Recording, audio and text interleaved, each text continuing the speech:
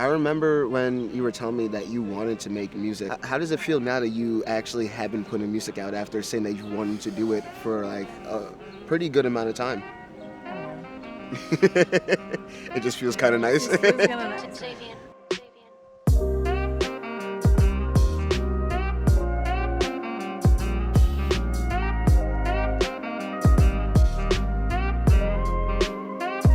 Hello, we're here with Marie, Weirdgirlmarie. So we've known each other for a minute, since like before freshman year of 5 years. Yeah, It's like jeez. 5 years now. That's crazy. It's like 5.5. Yeah, damn, time flies by fast. No facts. I remember when you were telling me that you wanted to make music and everything, and so I guess my question for you is, how does it feel now that you actually have been putting music out after saying that you wanted to do it for like a pretty good amount of time? Honestly, surreal. If I'm being completely honest with you, like the way life has panned out and the way it is now, like I don't know. It just feels kind of nice. It feels kind of nice, man. Who are some of your inspirations for when it comes to music? Janae Aiko, 100%.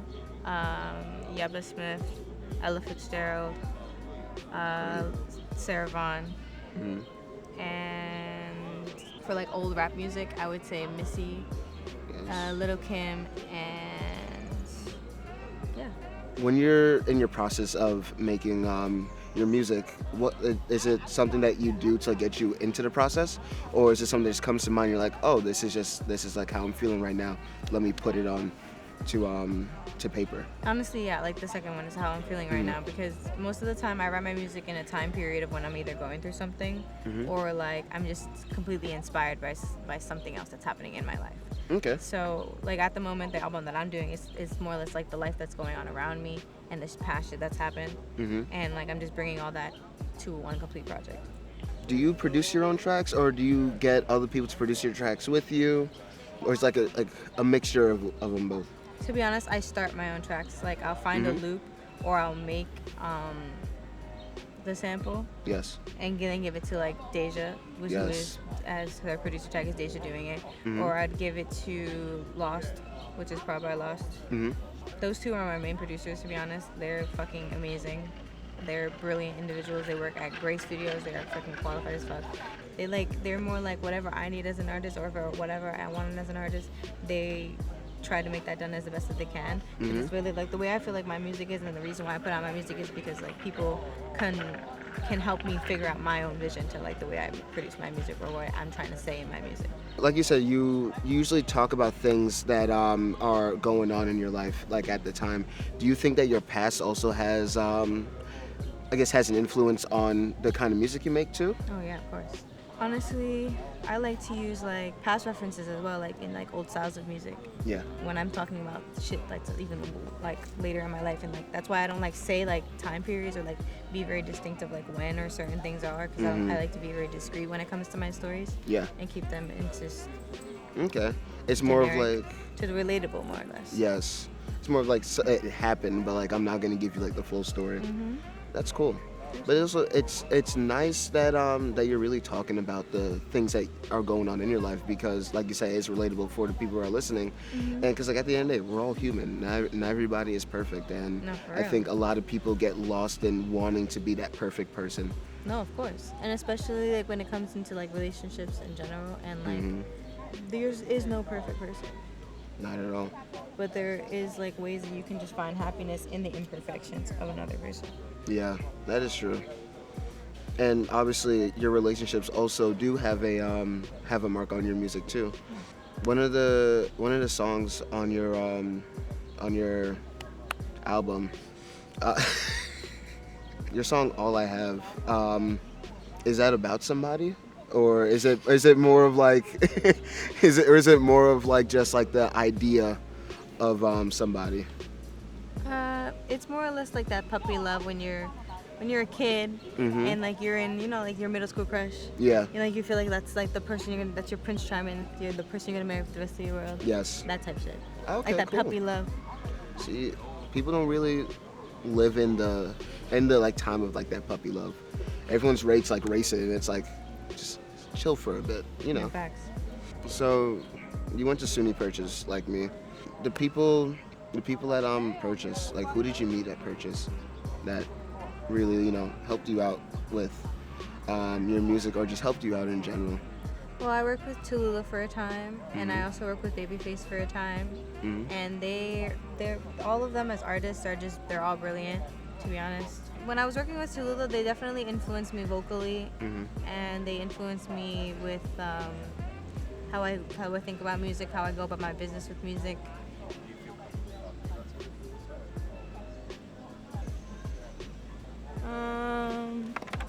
It's okay if you don't. No, because I feel like they were my friends, and I would never talk about them bad publicly, regardless Understandable. of.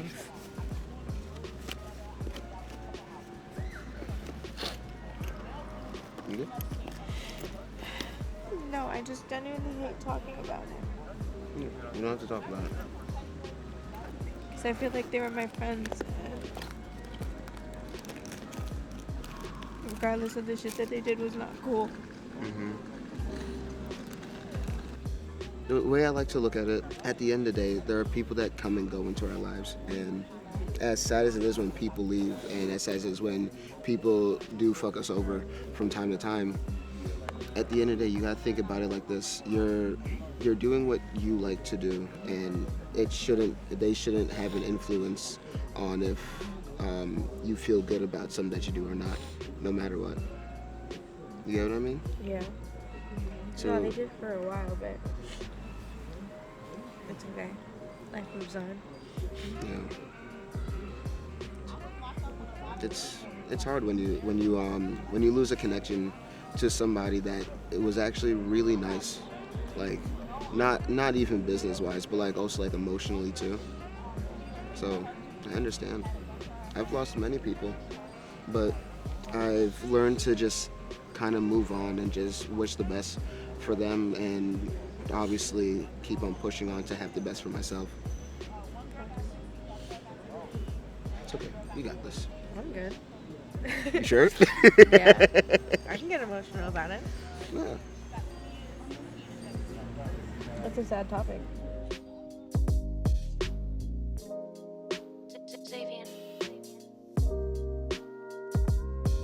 We're here at your place. It's honestly a really cool place. You have a nice aesthetic for it. So I see that you have artists from MF Doom to Mary J. Blige to even Prince that's on your wall right now. But is there any other records that you have that you listen to a lot, or are these just the ones that have been like in your rotation right now? Honestly, yeah, these are the most I've played throughout my life, I guess. MF Doom is more recent, that's why he's at the bottom. But these four, I listened to my whole life. Like, Sade is a very big inspiration. She's definitely, like, the number one. And the influence that my mom gave onto me when I was little. Yeah. Because she loves Sade, and I feel like her vocal tone is very similar to mine. So that's why I just love her vocal range and the way she speaks. And her tonality is just fucking on point. Do you think there's any songs that you've taken like direct inspiration from off the album, or it's just been like a mixture of the songs? No, just like the way she like has like the sounds of her music and like the feels of her music, the grooves. That's what I've taken away from it. Cool. Because I don't really like to take away like stories from other artists, because then like I'm the type of person that like remembers a lot of things, and in the back of my mind I'll make another person's song on accident, and that piss me off. And then someone will come to me like, that's very similar to. I'll be like, ugh. You've expressed how homey your room is to make art, and what are like the pros and cons of having like your studio essentially in your room? I feel like for me, I prefer being in my room than being in a studio. I'm also very socially awkward, so I just like my own comfort of my own space. And like I like to do most of my stuff here, like recording here, even though technically I shouldn't be because it's not the best quality, but I prefer to just be in my room. Okay. The thing that I like the most about it, I guess, is just like being in my own space. I could play a loop for hours and just sit in my bed and just be singing random riffs with I have my old jazz amp I have under my bed. I just plug it in and I just have a microphone and I just lay out here when nobody's home. But I feel like the only cons is like noise complaints, not from my roommates because they don't really care, but like if I were to get noise complaints, it'd be from people upstairs, but at late nights, because sometimes I come home late, but no. So, do you think that because of the fact that you live with roommates, because you just said when no one's here, you kind of record yourself, do you think that it's easier when nobody's around? Or do you think that you don't really care too much? It doesn't really matter to you? I don't really care too much about everything. Okay.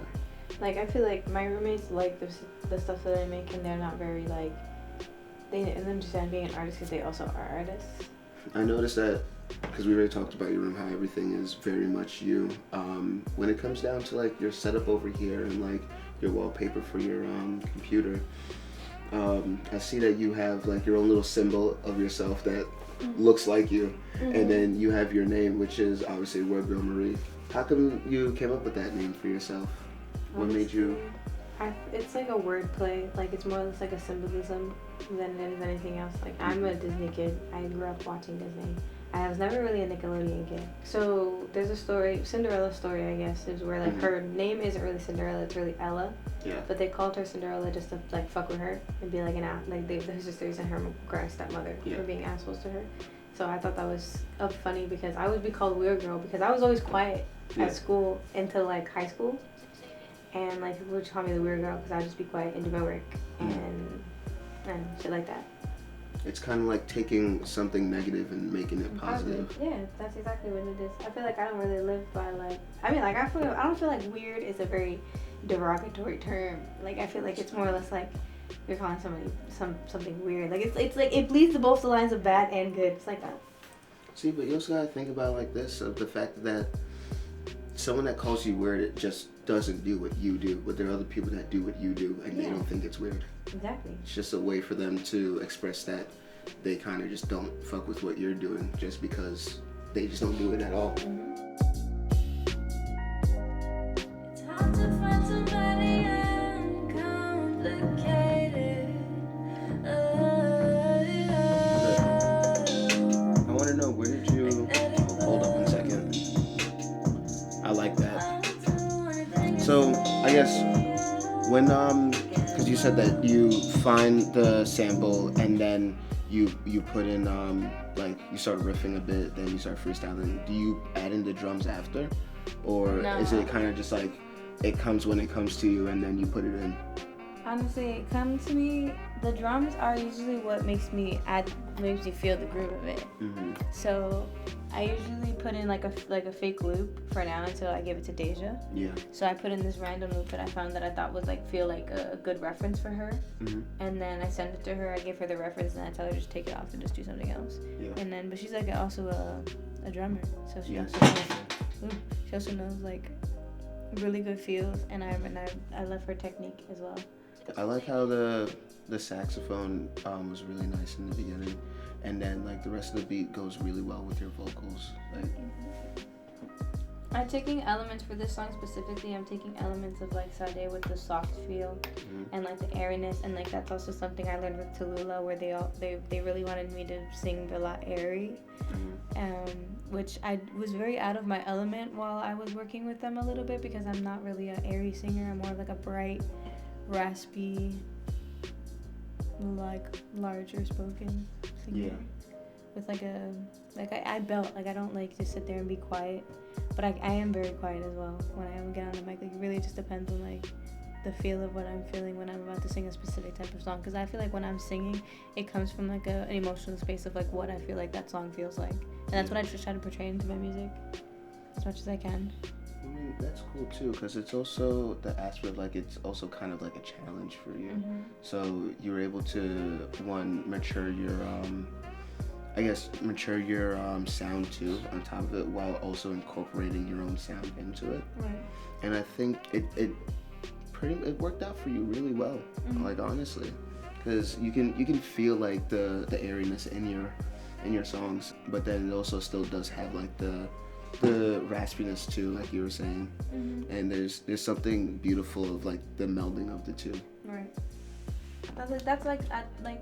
That's why I have so many. You see all these fucking tracks here. Let's take a break. Tell me about your day. Let's get the It gets a little more brighter, I feel, which I wanted like it to be that airy feel, but a little bit brighter, which I wanted to do a lot in Tallulah, and I didn't feel like I had the opportunity to do that with most of with the track because that's not what their vision was. But I like on my tracks because I feel like it makes more sense, I guess. But it's also their vision, so I just had to like be the singer of their group. Yeah, You feel me? 100%. You also have more creative freedom too when you're doing it for yourself.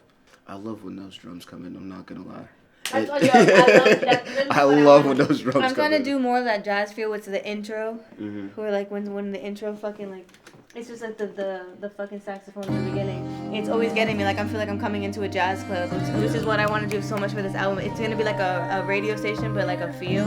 Like we're going to one place. Yes. From like to the 60s, we're going to the 70s, we're going to the early 2000s, and we're going to the now. Okay. Type shit. Like it's gonna feel like that, but it's like a very mixed like radio station, which is the shit that I listen to, which is like very everything, to be honest. So like that's what I want my next project to be like. Like, do you think you're in a really nice place right now with it, or do you think there's still some things that you want to flesh out and see, like where it takes you?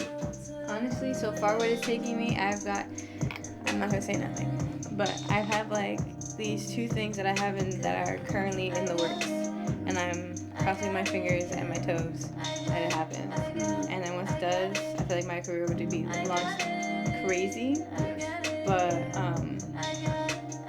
yeah, like I'm starting to do just loops for my friends, and like getting like placements that way, and like being with the connections with the people that I know, and then like people enjoying how I sound and how I feel, and like also like me as a person, and like the way that I hold myself and what I offer to like different people, like the niche that I am. Yeah, it's like I just feel like it's taking me to like New heights. New heights, man. Like, I don't know. I'm just so excited. So, you've talked about your experience in Brooklyn. You've talked about your experience as an independent artist, and just everything that goes into it, even with college and everything. So I guess the last question I can ask you is, what is your vision for tomorrow? My vision for tomorrow, honestly, have a dry throat. My vision, I'm honestly streaming. Like I finally have my setup. Everything's all set. I got my monitor. Got my cameras already fucking here. More videos. I'm gonna do more videos for other people. I have a couple things in the works. I have samples. I'm trying to get on other people's music. Okay. Like I'm making a lot of samples for other people, and so far it's getting me places. I really stress streaming and YouTube. I really stress that. That's really what I really want to do right now. Nice. Because I'm just trying to build more of a wider audience. Yeah. Because I feel like it's predominantly women. I also want to wide out a little bit more to that. And women, and I want the queer community. I don't really care about anything else. I just want those two. I'm here for the girls and gays. I love you boys though. Love you boys though, but I'm here for the girls and gays.